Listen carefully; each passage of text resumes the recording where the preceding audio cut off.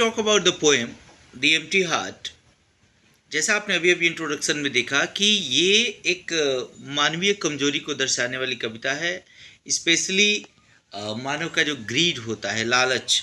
तो आइए पोएम को हम लोग पढ़ते हैं। The man was rich but not content. एक व्यक्ति की कहानी है जो अमीर तो था लेकिन उसके दिल में किसी प्रकार का संतोष नहीं था। He was not content at all. He was not satisfied. Morning, noon, and night he went to the wish-yielding tree and prayed.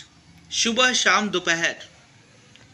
शाम दोपहर वो हर वक्त जाता था एक विश यील्डिंग ट्री के पास जो मनोकामनाओं की पूर्ति करने वाला वृक्ष था, और उसके पास जाकर वो प्रार्थना करता था, ओ कल्पक्का, आई सीक यू एड, हमें आपकी सहायता की ज़रूरत है।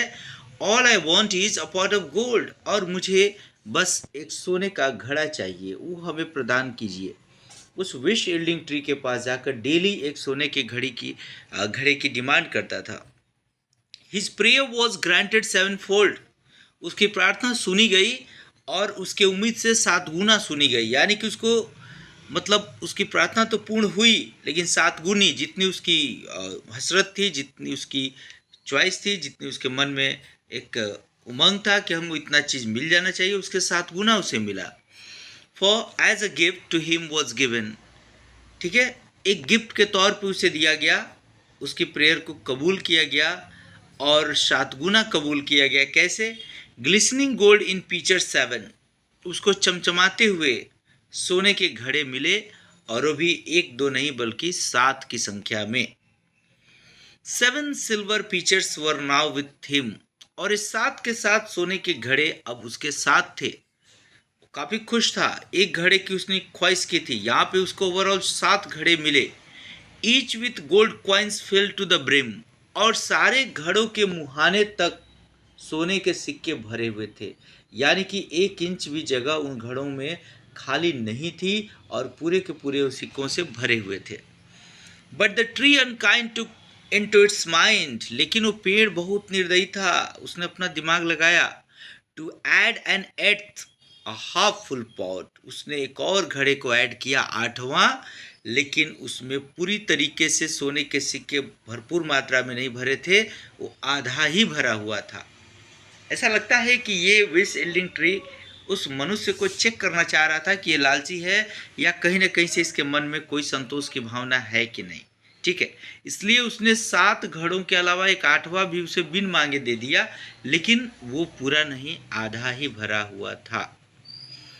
To fill this quick was his thought, अब ये इंसान जो है वो 7 भरे हुए घड़ों के बारे में न सोच के दिन रात उसी के बारे में सोचता था, और चाहता था कि कैसे ये 8वां घड़ा जो आधा भरा है वो भी जल्द से जल्द पूरा भर जाए। टू फील दिस क्विक माने जल्दी, वॉज हिज थॉट, ये उसका विचार था। The 7 full vessels he clean forgot, वो 7 जो पूरे के पूरे घड़े भरपूर मात्रा में भरे थे उसको पूरी तरीके से भूल गया। The demon desire now made him mad, उसके अंदर की जो एक दानवीय प्रवृत्ति वाली इच्छा थी उसने उस इंसान को पागल कर दिया।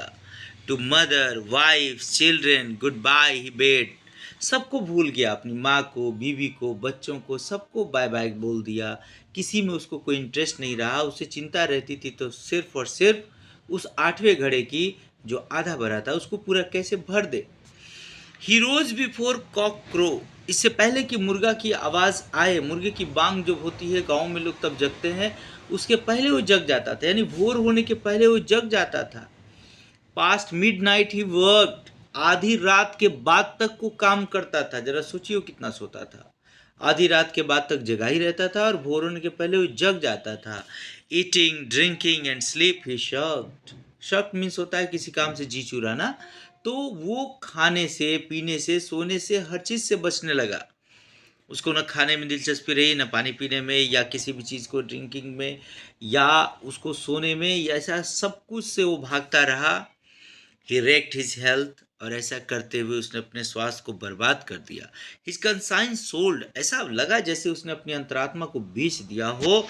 And tried all tricks to gather gold, और उसने हर एक को ट्रिक्स आजमाए उस गोल्ड को प्राप्त करने के लिए जिससे वो घड़ा भर जाए, आठवां वाला, eager and anxious he shamelessly took each coin he could clutch by hook or crook, और उसने दिन रात बेचैन होकर उत्सुकता से जुटाने का प्रयास किया एक एक सिक्के को, चाहे जैसे भी करके।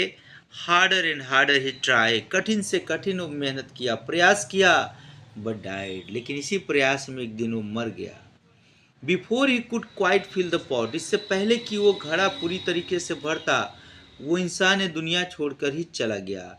Grid and endless but life is not, ये लालच एंडलेस है, इसका कभी कोई समापन नहीं हो सकता, लेकिन हमारी लाइफ एंडलेस नहीं है।